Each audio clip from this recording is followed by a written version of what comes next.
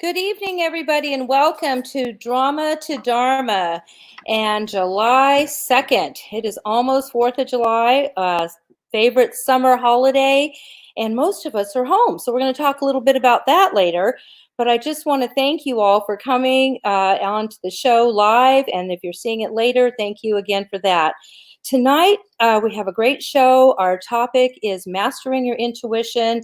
That's one of my favorite topics. I've been doing workshops on that for women's groups for a few years now, about 4 years. So we're going to bring up Gina Tabrizy, who's a dear friend of mine and colleague, and she's a local therapist in Orange County and Laguna Beach, and she's going to join me in conversation. For those of you who this is your first time joining us, the format for the show is we talk about daily topics, what's on your mind. You can ask questions of me. My name is Josie Herndon, and I work with the Archangel Gabriel, and we're writing a book. So I do get messages from the angelic realm, and I invite friends who are intuitive as well. So we can have open discussions. I encourage questions on the comments, and then we can just kind of talk together and enjoy each other's time that we have here during this hour of Drama to Dharma. So mastering your intuition, that's a wonderful topic that Gabriel had me start one of my first chapters in the book. And we have a nice presentation and workshop that we do. And talking about how to follow your intuition, where most of us, we know we have intuition. For those of you who are watching the show, you know, you're very tapped into your intuition. Otherwise, you wouldn't even be watching the show probably. So a lot of these things you're going to already know, but we're going to also bring up hopefully new tools that can help, especially during these times, as everybody calls them, the times of unrest. And that we had a show like that a few weeks ago. But there's a lot of changes going on in the world. All we have to do is watch the news. And for me, when I watch the news, my emotions just go in so many different directions. I don't know whether to be sad, fearful, angry, anxiety. So I just want, to work tonight on some techniques maybe that, and Gina as a trauma therapist can help us for those of us who might be feeling anxiety or even depression during these times when we are going from being stay at home during the pandemic to, we get to go out a little bit, and then we have to now possibly stay back home. I mean, boy, what is that doing to all of us, right? And we're gonna talk about that with Gina. And I hope you have questions and that you enjoy tonight's show. So without further delay, I'd like to welcome Gina Tabrizy, who is a licensed marriage and family therapist for over 20 years. And her and her husband, Fareed, since 1994, they have Harmony Body, Mind, and Spirit in Laguna Beach. Hi, Gina. Welcome to Drama to Dharma. Hi, Josie. How fun. This is so great to be on here with you. You know, I really appreciate our conversations, and we've had so many through the last few years in particular as our friendship has grown, and we've always worked together as colleagues in different aspects of recovery and mental health. Yeah. But this is really special. It's really nice to be here. Thank you. I'm excited to see each other over the show lines because we haven't seen each other for months. So this is nice. That we get to spend some time together. And you were mentioning to me, Gina, just before we got on the show, that Monday because you also have live shows that you do, that you did a workshop for with the same topic of intuition. Can you share with us a little bit about what you did and how that went? I did. It's so, so as a therapist, there's this journey that you take to seek education and knowledge and tools to work with people on this very behavioral level. And I always say to people, it's your personal reality. It's your behavior, it's your action, it's your mood, it's your emotions, all of these things combined. And as therapists, we learn how to navigate that from like a theoretical perspective and different tools.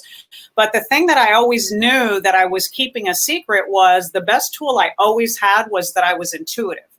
And I could sit in a room with a patient and it's like I could see a videotape in their head of where we were going before they'd even say it to me. Or I would know what the next thing was that was going to come out of their mouth. And I'm saying, this is probably the first time I've ever said it so clearly publicly. But what happened for me was I was so tuned into that always, and I never questioned it.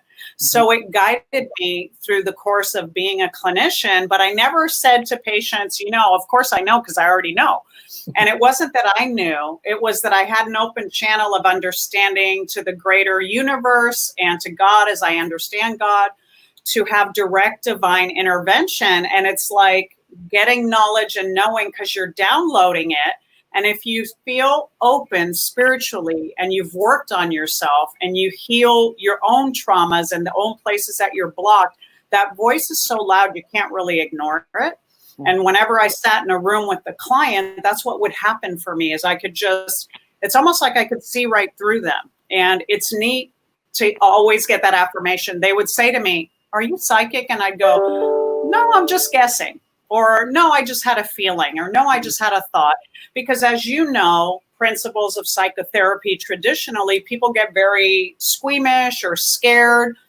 People that are very religious in certain particular religions frown upon intuition, spiritual connection, et cetera, other than the religion that they understand. So for so long, I wouldn't even talk about it. I wouldn't say anything. I just kept using that gift and loving that it was, something that was present in my life that was helping me through my own healing and then helping my clients. How beautiful is that? So I finally came out of the closet. Yes, I know the feeling. So Monday I came out of the closet. Oh, so Monday was tuition. Oh, yeah, nice. Yeah, let's Well, welcome. Welcome out of the closet. I know this is this show is kind of my coming out of the closet with my spiritual work in a sense, because people that know me, they know that I do this and my friends, but in our professional lives where I own a treatment center and I've been working with you in the field for over 20 years. Yeah. And so we know all the same professionals, but you just don't talk about that. Of course not. And, but then the more we do, or the more for me that I do this work, and the more, that it just it's natural. Yeah. And then we're called to do the work. Or at least that's how I feel that for me, it's a calling. And especially right now, the world is the way it is. I think a lot of people are asking questions about spirituality or their own convictions or their own beliefs. I think our beliefs are being shaken up a little bit, wouldn't you say? In general. So as a therapist, I know for you probably there are a lot of clients that have like trauma around religion, and so they might not understand the difference between religion and maybe experiences as a child that they had that didn't resonate with their spirit. Right. And spirituality, and they question it. So anything related for those people that had religious trauma, anything related to anything spirituality, or opening them up to the idea of something different is pretty frightening for them. And then they're in conflict with, am I going away from what I was taught? And so am I betraying my family and my culture and the people that, raised me and the philosophies that I understood? And I always say to them, well, you're already in conflict. You're already in conflict because you're in this room and you're bringing forward that is not bringing you the peace of mind, the centeredness and the healing that you're wanting. And so it's okay to explore it. It's not about, I need to change my religion. It's like, I need to adapt spirituality into my religious beliefs. And that's the difference. So it's not dogma, it's practice, which is very different. Yeah, I think. I remember as a child growing up in very conservative, strict religions, I always, knew God was a certain. I just felt in my heart, and that was my intuition, if you want to say, that He was loving and He wasn't all these things that the religion said. So I just kind of grew up, believing that, but not having, like you said, the conflict with am I doing something? And so when I put together recoveryview.com, our online journal, I put a category in there and I titled it spirituality, so that I wanted to get articles. That was 12 years ago. Get articles on spirituality. And I had a friend call me very upset, who was a Christian pastor, and said, Oh, wow. why do you have a topic that's spirituality when you're Christian? And I said, well, because Christians are spiritual, right? And he's like, no, Jesus was not spiritual. And I'm like, I didn't understand that. That was the first time I'd heard that whole concept. And I went, why don't you ask him? Because I'm pretty sure he is. I mean, I think if anybody's spiritual, certainly God. It would have been Jesus. But that was kind of funny. But that was the first time I was like, well, how can, he just what are you talking about? He knew Jesus wasn't spiritual. And I'm like, have you asked him lately? Or are you just trying to read about, how did you get that? I would always ask questions, where do you get that information from? So. Well, and you understand, but if it comes from fear, it's not coming from spirit. Right. So whether it's a belief through religion, or whether it's you practicing Buddhism, or you practicing meditation, or just praying to the stars, whatever it is for you, if there's fear in it, then it's not spiritual. So if something creates and instills fear in you, it's not a spiritual act. And it's not creating that, that opening that you need in order to tap into your own inner knowing. And really, intuition is an inner knowing and a deep sense of wisdom that I believe immediately brings peace. That's Gina's definition. Yeah. If I have an inner knowing that doesn't bring me peace, then I might be in conflict because I'm listening to other voices that could be programmed from trauma, from past relationships, from parental or authoritative, suppression. But if it brings us instant peace, then that's the channel between you and God. And it's the God of your understanding, whatever that is for you. And in psychology, you can say it's your higher consciousness, or your self-actualized being, the self-actualized part of yourself. Find words, find language that brings peace to you, even in using them when you identify with what spirit is for you, but intuition comes from that channel. You can't keep it separate, or you will not be able to tap into that knowing. You have to go inward, you have to go inward. The attention starts in the internal world to listen to the voice of intuition, to listen to the voice of spirit, or in Josie's cases where she's communicating and having communication directly with our archangels. Well, she has to be open, and internally she has to close everything out here, and this world becomes separate, and it's going into the internal world, which is right in here. Everything inside of you, right? Your temple. I like to call it your temple. Yeah.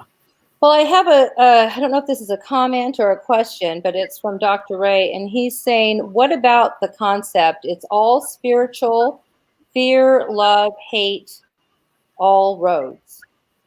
Everything's spiritual. Yeah, well, I think, we learn this in psychology too, that we like to call things the shadow parts of ourselves and the light parts of ourselves. Even that shadow voice can be spirit. It can be questioning your behavior in the present so that you can start to challenge your behavior, especially if it's not healthy, it's not setting you on the right path, it's not productive, and it's not healing. Then when you're listening to that shadow voice, whether that is expressing judgment or criticism or hatred, which a lot of it is us expressing self-hatred, and then we mimic that out into the world by expressing that hatred to other people to make ourselves feel better about ourselves. But even that shadow side, I agree to an extent with Dr. Ray, and it's so nice that he's on here, and it's so great to say hi to you. Is that's the shadow part of self that you also need to integrate into yourself and question. But the part where the peace comes in is where I think that you're sitting with spirit in the present moment. Sometimes this dialogue is a lot about past behavior and past learned behaviors. Sometimes it's about in the moment that you're in conflict with yourself. And then I think if you're healing and moving into the love or the lighter sides of emotion and spirit, then it's that you've kind of resolved that conflictual, that entanglement that you have with spirit. And then now you're centered, you're present, and in the present, then that knowing and that wisdom just starts to download, kind of like what we talked about. So what Gabriel says to this, to that topic or that question is, of course, everything is spiritual, and there is no right or there is no wrong. No. Right. Right. My opinion is fear takes me further away from spirit, but Right. it's taking me away from who I truly am, basically, and guilt. That takes me away from who I am, but it's still part of our journey, and that everyone is kind of a building block to the other. So what Gabriel says is there's lower vibration and higher vibration. Everything is vibration. So the lower vibrational, would be the fear, the anxiety, the guilt. Those are lower vibrational emotions or thoughts or and then the higher vibrations would be the peace, the joy, the laughter, especially. All those things are higher vibration. And the reason there's no judgment is because we all, as humans, have the capacity to be at any of those vibrations at any time. So he says that it is all spiritual, because when we're in sometimes that's what brings us to, quote unquote, our knees, to ask God for questions, to ask, or even to call upon God. He says a lot of humans don't even call upon God or the angels until they're in that place of fear and anxiety. And they don't always call upon God when they're in their highest vibration of joy and laughter. So sometimes, that will lead them actually to God or to the higher source of spirit faster than when everything's perfect in their life. So that's interesting. Yeah. That was Gabriel's perspective on that. He said, we feel more spiritual when we definitely, when we're, joy and all of that. But sometimes when we're in those other, these other realms of lower vibration, that can catapult us to an awareness that, and asking God for help, and actually going back to, pulling in our spirit closer. So that's right. I mean, there's a lot of, because again, my first thought would be that isn't spiritual, but he says everything is. Yeah, and I agree with you. Of course, with Gabriel and spirit, and of course with Ray. And what Ray was saying is it's a spectrum, right, of experience too. I totally agree with that, and I totally agree with you break free in the struggle and in the pain. So you are broken free when you struggle. I mean, my story, and my battles with cancer, and it's been a journey for me. I've suffered depression and anxiety and all these things, and I've tried all of these different modalities of healing, and it's always the spiritual attention and the spiritual practice that has brought me the greatest sense of relief and peace. And I'm a therapist. I believe in traditional therapy. I am all about it. But when you integrate spiritual work into that work, it catapults you to that different level. Like, Gabriel was talking about, is that you'll hit those higher frequency, or you'll hit that space in your life where you feel the sense of freedom that you don't feel when you're bogged down with all of this negativity and hatred and self-loathing and all those things. And Candace Bruce, hi, Candace. So great to see you, has put up a question for me. And thank you, Candace. Hi. I love that. She's saying that I mentioned different regions frowning upon in therapy and intuition. And yes. And could it be true that intuition could be God speaking to you? Well, absolutely. And so because I've been in the therapeutic arena for so long, when I started to talk about in the introduction that I never named it, that was because it was frowned upon so much.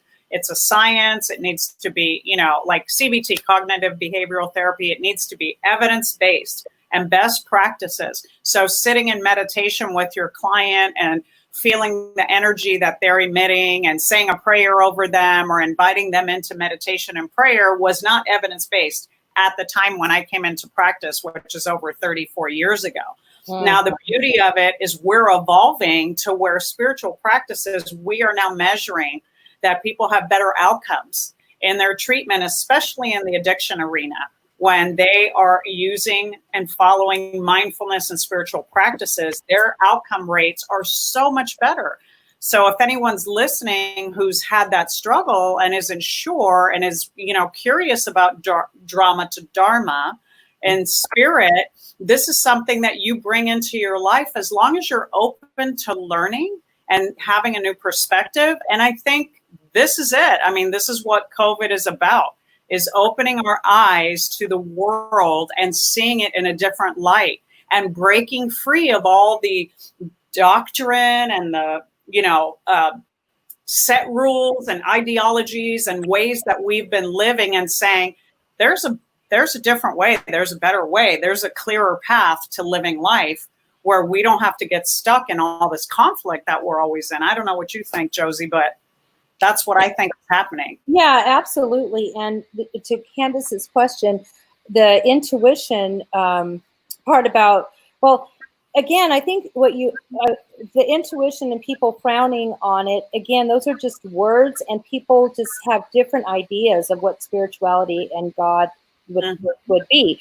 So when you talk about spirit for a long time, you can't even put it in words. Sometimes, I would do a spiritual group or I go on spiritual journeys and people would say, well, what did you do? And it's like, I don't know, but I feel great. I feel fabulous. I can't describe it 90%.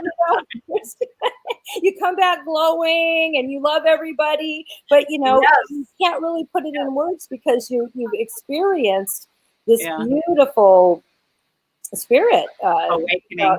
And awakening of sorts. So yeah, every time there's a new awakening, and the intuition is basically us listening to what God is, what God and spirit are saying. And for me, the way I see it is that when I follow my intuition, I'm saying yes to God, and I ask the angels to do 90% of the work, and that just let my body do 10% that day. I did that today because I knew today was going to be a big day for me.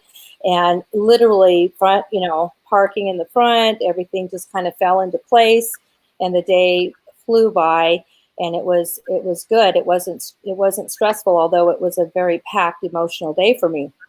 So I let the angels take care of that for me. I let God take care of that. And I just followed my intuition. I said, just let me follow. And it's kind of fun when you can do that and trust your intuition and trust God that he's just going to take it for you. Okay, here's another question. Great question. What is the best way to work on our gifts, especially if you have a mind that doesn't calm down for meditation? And that's from Linda, Believe 33. So there's so many people that struggle with this, and I am super hyperactive. And so it is very hard for me to sit still in silence. So one of the ways you do it is just to breathe. So breathing and allowing the thoughts to come in and out of your mind. If you feel like, if you're someone who's very hyper and has a hard time quieting, if you feel like I have to quiet my mind in order to meditate, you're now in conflict with yourself and the way that your body and the way that your process is. It's a matter of acceptance. I'm here, I'm going to practice being in stillness to the best of my ability. I'm going to tune into my inner voice. And in order to do that, I do need to sit with the noise for a minute.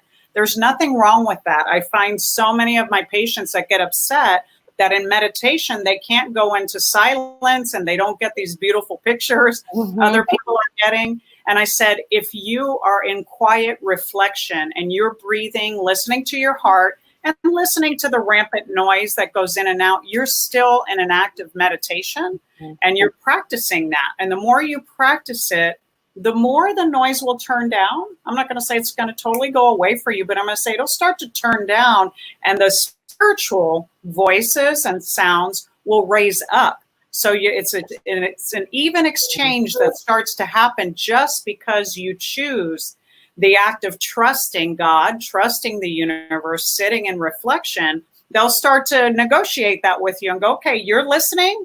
We're listening too. Now you want to hear. Now we're going to offer more. So be patient. And the main thing is to respect what you hear. Like, don't should on yourself and shame yourself. If you hear a lot of noise, oh my God, I can't do meditation. Everybody can do it but me. Right. Just go, I hear you. I'm present. I'm trusting the process. I'm here to reflect and listen to my inner voice.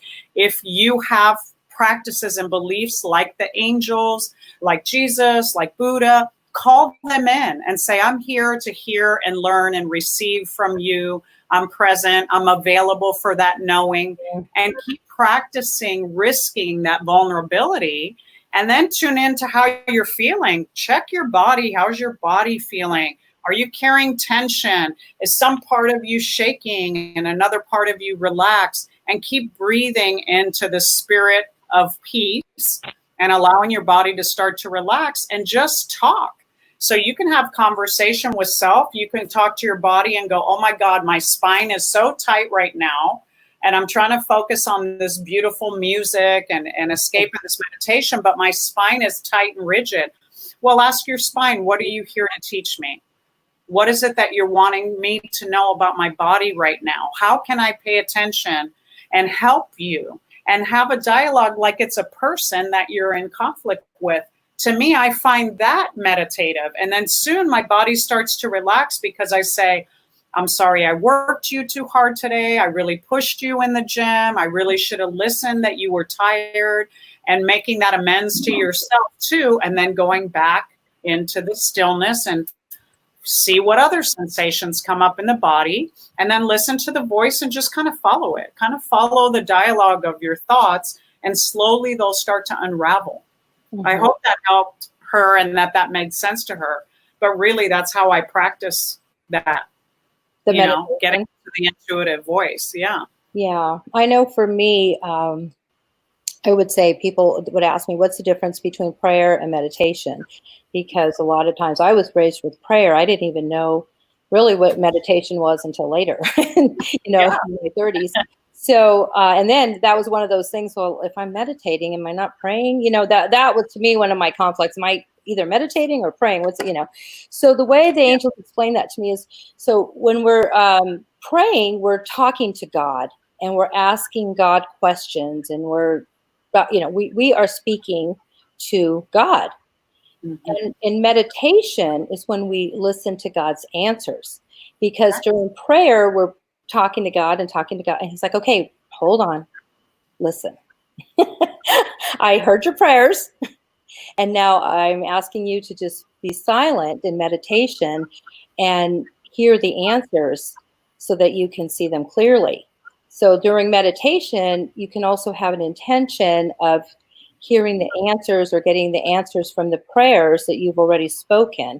That's one way. If you're used to praying, then knowing that meditation is kind of the time to listen to God.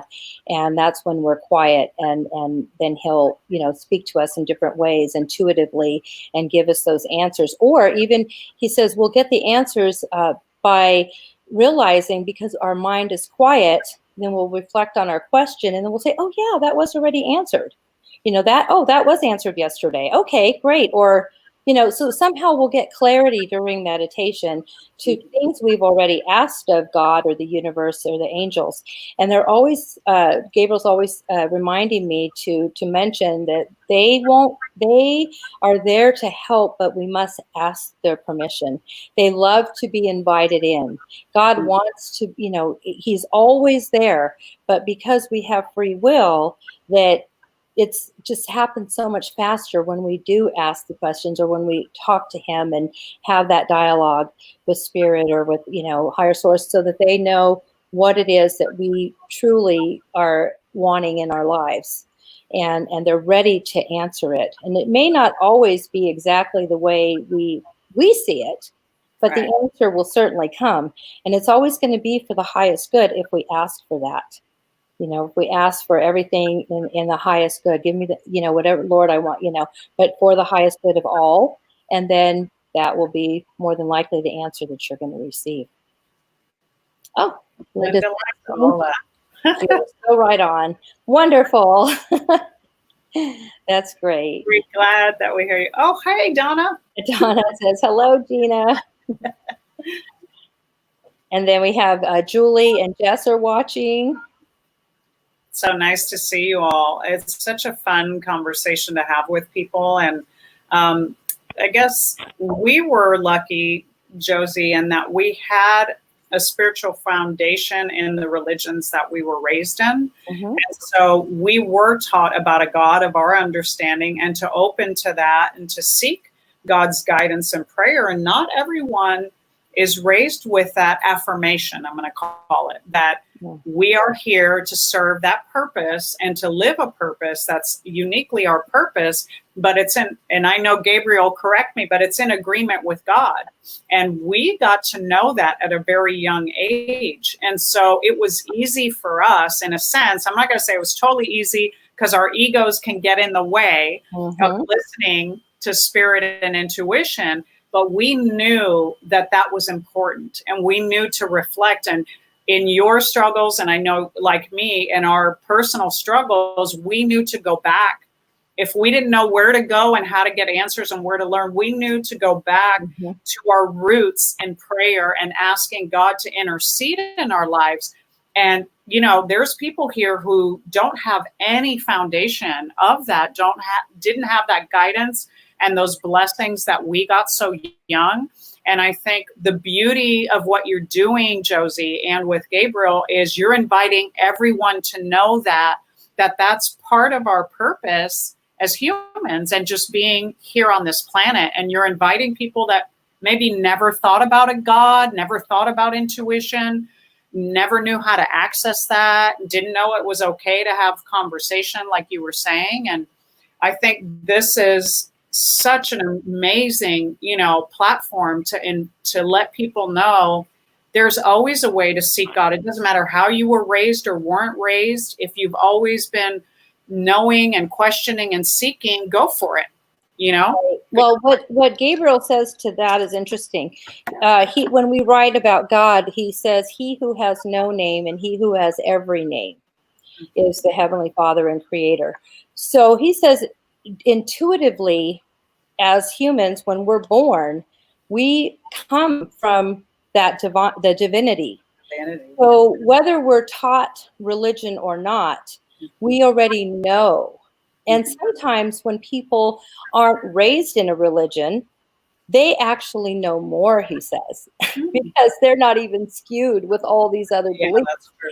So when I remember I did a spiritual group. I was doing spiritual groups a lot at the facility when we first opened. And the clients, I wanted to call them the kids, the clients really enjoyed it. And they were a little protective of it. And we had one client who was atheist and a devil worshiper. And she said, I don't think he should come into your group, Josie.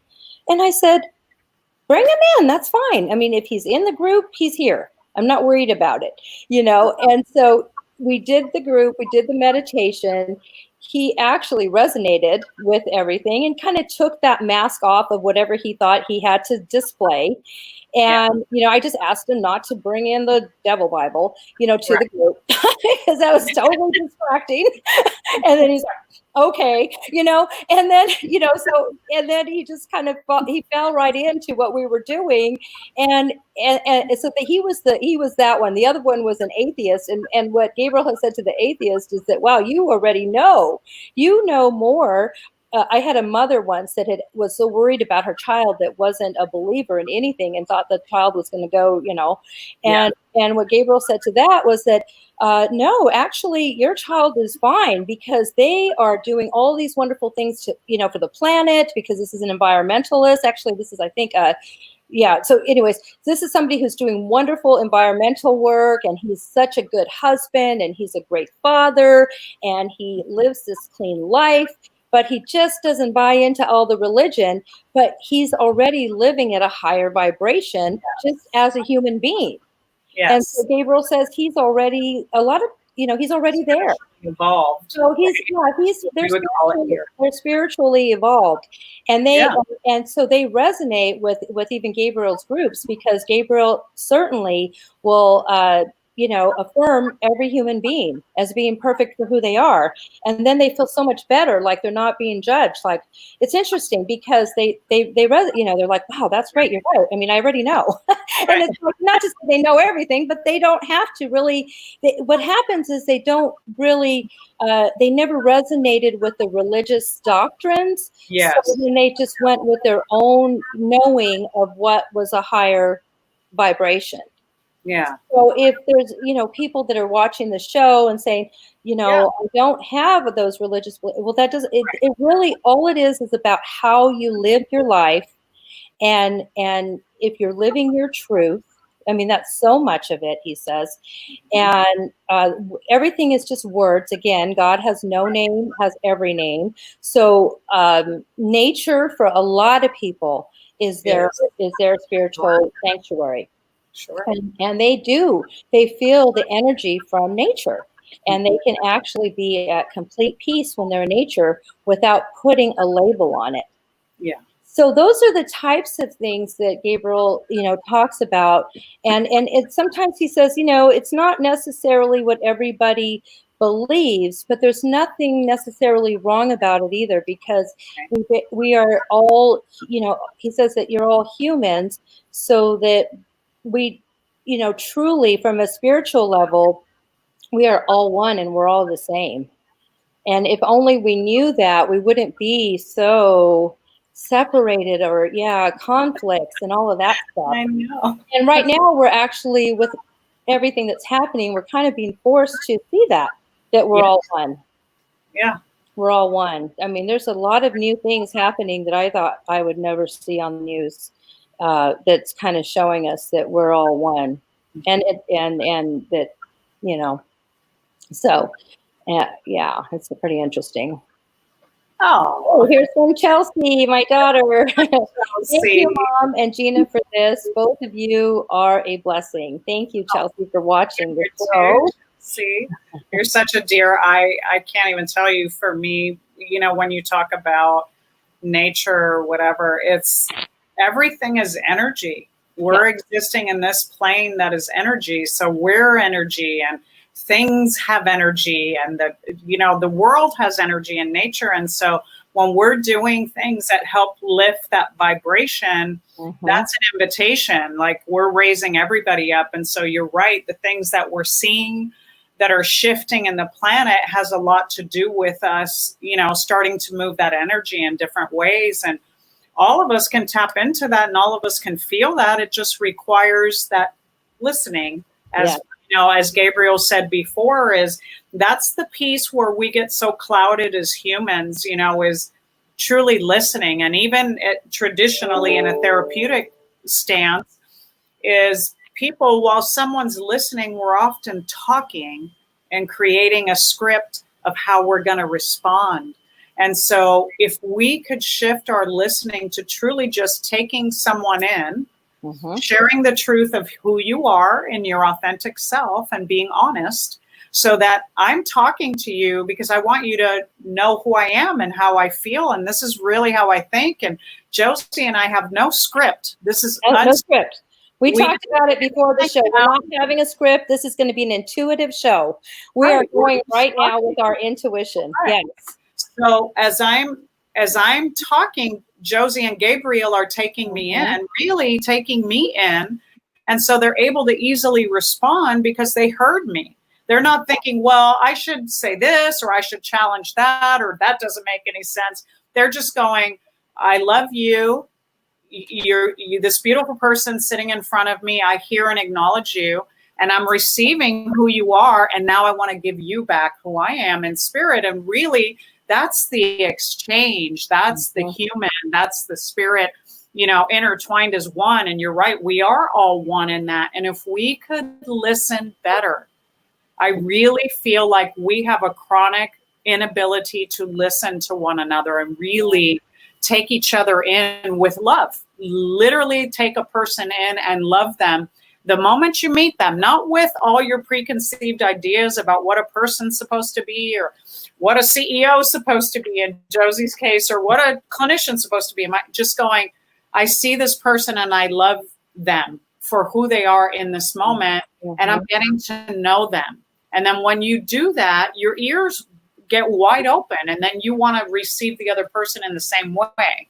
Yes. Don't you think, Josie, that's kind of... That's beautiful. That's what Gabriel calls the equal energy exchange. Yes. So, when we're in, the realm with somebody where it's an equal energy exchange, you're not drained, they're not, there's none of this, going on. There's more of this going on. And that's that spiritual connection. So it's exactly what you were saying. Now, there's a question here from Dr. Ray. I'll let you answer this one, and then I'll answer a little bit of it. Okay. If I believe God is everything in all names, I guess that's from what Gabriel said, then evil and fear are all really God, or maybe an illusion. Do you want me to take that one?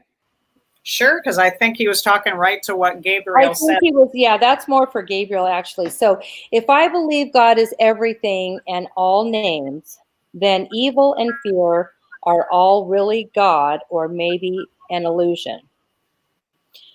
Yeah, I mean, if God is no name and every name, then I think what he's asking is evil or fear God, or maybe an illusion? Gabriel's saying it's an illusion. It's not God, because God is not fear. And that's the entire question. I mean, realistically, he says that when we are in fear, we are blocked from our higher self. We are blocked from our higher self. And the goal is to align with our eternal being, our highest self. Now, what we call evil, that's just lower vibration. That's what we were talking about before, the lower vibration. And the highest vibration and the lower vibrations can't always mix together. It's hard for them to do that, because, if somebody's vibrating at a higher frequency, somebody's at a lower frequency, more than likely you're not going to be hanging out with them necessarily. You might be, having other interactions with them. But, when he says God has no name and has every name, he's basically saying energetically, when you are asking, for God, for Allah to be there, for Muhammad, whoever you feel is God to you, that's who God is. If he's the highest being of creator, then it gets to a point where there's no name. It's just this beautiful, beautiful high energy of God. And when you're in his presence. And the lower vibration, that's not even God at all. That's not the creator. He's not the highest. Again, there's no judgment. But and so what Gabriel's saying is, it's not that God is everything, the lowest vibration, but he is the name that also has no name. And when you are in prayer and you are in meditation, really, there's no name, because you just are with him. And it is a beautiful, peaceful feeling. When you have to put a name to things that are not cohesive with you, and they don't feel like they're in alignment, more than likely that's not coming from him. So he's always told me, and this was interesting for me, is I was raised Catholic and Seventh-day Adventist. So I was raised with guilt. I just couldn't do it right. You know what I mean? I was a walking guilt. And I still have that. That's my, I hear you. It's easy for me, not so much anymore, but, so that guilt. And then when I got the message from Gabriel that guilt is not from God, I thought, what? I thought guilt might have been from God, because I was trying to be this person I thought God wanted me to be. So my guilt kind of was me, whatever the thoughts in my mind was. I just thought guilt and God were the same thing, kind of, because of the religion. And then when it came to, the awareness that guilt was not from God, And I said, well, if guilt's not from God, where's guilt from? And he says, well, from a lower vibration, not from God. I thought, oh, well, I don't want to be part of that. So I always think about that when I throw myself into, if I get to a place of guilt, I'm like, okay, this is not my higher self. My higher self being in alignment is not guilt. Those are my old stories of trying to fit into some place that maybe whatever the story is. So I don't know. That's a very interesting question, but it's. I think all of those. Hopefully that answered your question, Dr. Ray. I'm not sure. I think all of those are an illusion. I think the minute we label something, in any form, it becomes illusion. And I think that even in the Taoist teaching, it's like God isn't, it's not named God, it's the Tao, and it's that which is and has always been, but has no name. It's existence, it's energy, it's essence, it's light, it's dark, it's sun, moon, sky, it's everything. And I get and understand, Ray's, I mean, he interpreted that very well. And I can see that that's a conflict for a lot of people. If it is everything, then it is this too. But I liked how Gabriel. God's either everything or nothing. We say that all the time, meaning that, again, back to that, if we are in a place of a lower vibration, then we're going to catapult. So from contrast comes clarity. If we're looking at it from that perspective, he says, contrast comes clarity. This is the school of life, all of those things. Let's see. Linda has a question. Someone told me that one of my archangels is Zadkiel. When I looked him up, it says he is a fallen angel. What does that mean? Well, what Gabriel is saying is that that's why it's, ask for your angel of light. He always tells me, ask for the light angels whenever I'm calling on the angels. So ask for the light angels, the ones from the higher vibration. Fallen angels are his brothers. Basically, they're his brothers, just like our fallen brothers or sisters or fallen, whatever. We still love them, but maybe from a distance. If we have a sibling that, may not be doing, but Zakiel is basically Ezekiel, and I actually have a pillow that one of my friends had painted that angel, and it's beautiful.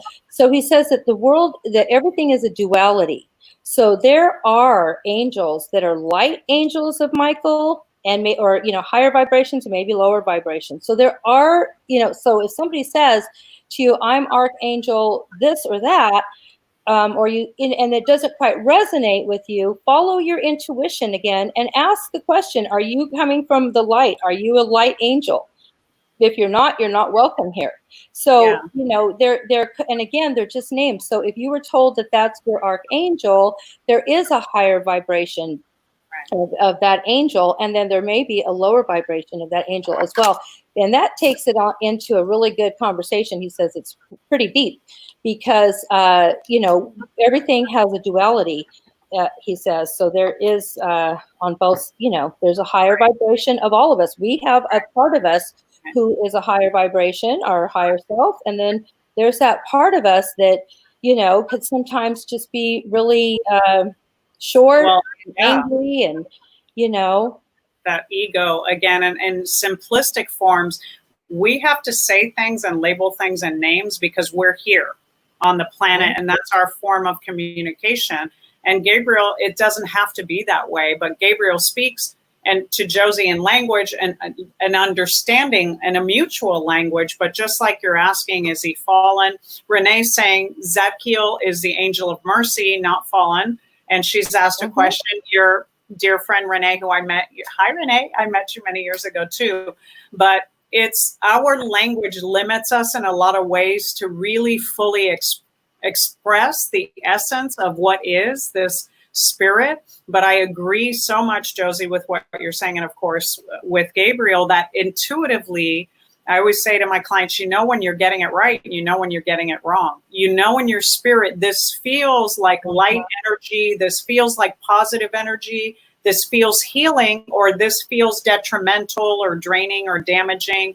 This doesn't feel safe in whatever way. I'm not comfortable. So if you are opening up in meditation and inviting angels, I agree wholeheartedly. It's an invitation, like Josie said earlier in the talk, is you invite and you ask, but you always ask for your light angels, your angels of mercy, of purpose, of higher consciousness, of And spirit. Gabriel says that also people are misinformed. And Yeah. sometimes, if depending on where they are in their life, they could, they could think that, somebody, they could just say things and just to throw you off. He Yeah. says that they could say something to distract you. And Yeah. when you're all excited that this is your angel, and then they could say, "Oh, that's a fall," and all of a sudden you're like, "Oh my God, am I, following the follow?" No, just Right. that's where you go with your intuition, and then light angel. Are you light? Yes, you are. Angel of mercy. Again, they're just words, but sometimes people will try to say things just to throw you off because they think it's fun and funny, and they might not be resonating with your conversation. So again, that goes to your intuition. So if you intuitively feel like this person is kind of thinking, "Nah, I don't buy this, so I'm just going to mess with you," then just say, Yeah. "All right, I'll bite for a minute," and then just kind of go on to your next conversation because you're like, "Okay, my intuition says we're not really jamming together right now." We're so not jamming together right now. I mean, In this realm, Gabriel says that the angels don't argue. They don't argue. I mean, they just don't. It's just like, okay, if you're wanting to have an angelic conversation, you're going to feel it. If that person's not vibing with you there, then you're just going to change the subject. Change the subject. No hard feelings. You just kind of, all right, this is, this is not Gina I'm talking to. Where we can sit here all day and talk about it on a really bad day, and it could be, but no, it's definitely very similar to having relationship with people. And Jim had asked earlier a great question about how do we remove the mask that we present to others, because we know when people are wearing masks, we can feel it and we can sense it. When you're not being your true and authentic self, when you're scripting yourself to align with the person because you don't want conflict, or you're hiding aspects of yourself because you don't want people to know you. There's fear of emotional pain or getting hurt or being rejected. There's so many reasons that we wear those masks. To be honest, when you're sitting and you're aware of it, it's your job, Jim. It's your duty to remove that mask. Nobody's going to say to you necessarily, "I think you're full of crap. I think you're being inauthentic," unless they absolutely love and adore you, like Josie does. She's going to tell you. But someone else is not going to say to you, "This doesn't feel like, I don't think you're being honest with me." It's very rare that people will point out the mask because they have their own mask on and they have their own fear of addressing you from a real human to human, spirit to spirit connection. And so you get to challenge yourself and say, "This mask is not working and I know it. This isn't fair to my relationship, my coworkers, my patients even. It's not fair to keep hiding parts of myself that I love, that feel real, authentic, and powerful to me. And if other people don't like it and don't receive it, that's okay. They can walk away, just like Gabriel said, walk away from those angels that are, in conflict with you and who you are." And Jim, you have every right to take that off, but it is for you to do. It's your work to take off the mask. And once you acknowledge it out loud. Say, "I feel like I'm not really being honest. I feel like I'm not telling you what I really feel in my heart because I'm scared." Because what we do is we're afraid. And that's the main reason we hold back and we don't let people see who we truly are, like raw.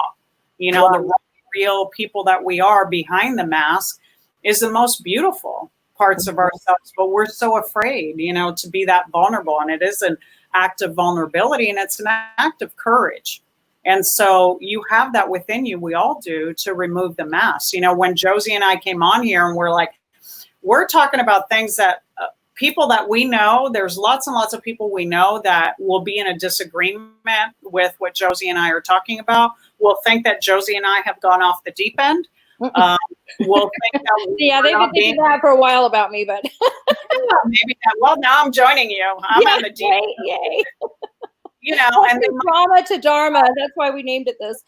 And they have opinions about, what's a professional look like, what's a therapist, what you should be talking about. And this is too hokey or too out there and stuff like that. And you know what? Living like that so long, Josie has had a lot of success that, I've been witness to, and so have I in my own right. But it limited us so much.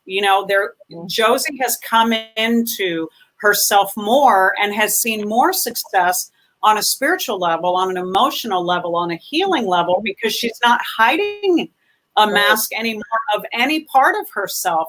And she's no longer bogged down with whether you like that or not, whether it's in line with how you think. She's just walking and acting in spirit. It's like when the inside matches the outside, you know, when your actions match your words, when you're acting and being who you are, it's not a struggle. It's not hard to take off the mask. It really isn't. So I invite you to do that, Jim. I invite everybody that's been watching us tonight to risk say that thing in that staff meeting that you've been wanting to say, but you're afraid that other people are going to look at you like you're losing it or you're being too hokey or too out there. Say it. You know, prayer or meditate. Say, grab your staff members' hands and say, I want to pray and invite. Does someone want to do that with me? And I remember the first time that I did that and experienced that while working in a treatment center and feeling like I'm breaking some kind of rules. But I remember the joy. And I remember the feeling in the room and how it lifted us. You know, we all felt lifted by allowing that authenticness to come into the room and letting spirit come into the room. Right. You know. Right. And what's interesting on closing, because we have 5 minutes left, about the mask that Gabriel just kind of showed me, is that now that we are mandated, especially here in California, for those you know, to wear a mask, you would think, okay, you're hiding behind something. But actually, it's taken off a lot of masks for people because they're not wearing their makeup. The girls are not wearing their, you know, people are literally, we were talking about that. And, you know, people are just kind of right now almost wearing pajamas, you know, in public. And I know I do. I have to catch myself. Do I have, you know, my pajamas on? Am I dressed? What am I wearing? You know, I can't even resonate with my suits when I see them in the closet. I'm like, oh my God, I can't even imagine putting that on. So, you know, during this time of wearing masks for me, I feel like my mask has actually come off. So I thought, you know, that's interesting when it comes to the mask. But Gina, I just want to thank you so much for being a guest on the show. And I look forward to having you back and being on your radio show. We didn't have too much time to talk about it, but Gina's going to be on tonight at 8 o'clock. Yes, I am. Like in 1 hour. And she's on the radio. Can you tell them where to find you on the radio? Yeah, on the internet, it's KOCI radio.com. KOCI radio.com. It's the recovery show with Steen and Gina. And it's 101.5 FM if you're local in Orange County. And either way, you can catch it.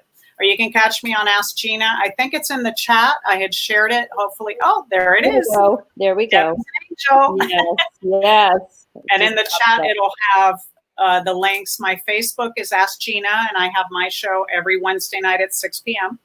Wonderful. And also on Instagram. So you can find me. Yes. Thank you, Gina. And Thank you, next week, I love you. To our viewers, we're going to go back to 7 o'clock, our regular times. Our 2 Laguna guests had to do 6 o'clock, and they're very special, so we changed the time. But next week on Thursday night, Drama to Dharma at 7 p.m. I want to thank our sponsors, Addiction Therapeutic Services, Spirituality Gone Wild, and I want to thank Gabriel and the Angels for being part of our show tonight and giving us feedback. And we do have a group that I'd love for everybody to join if you're not already a member of a private group on Facebook called Try Angels.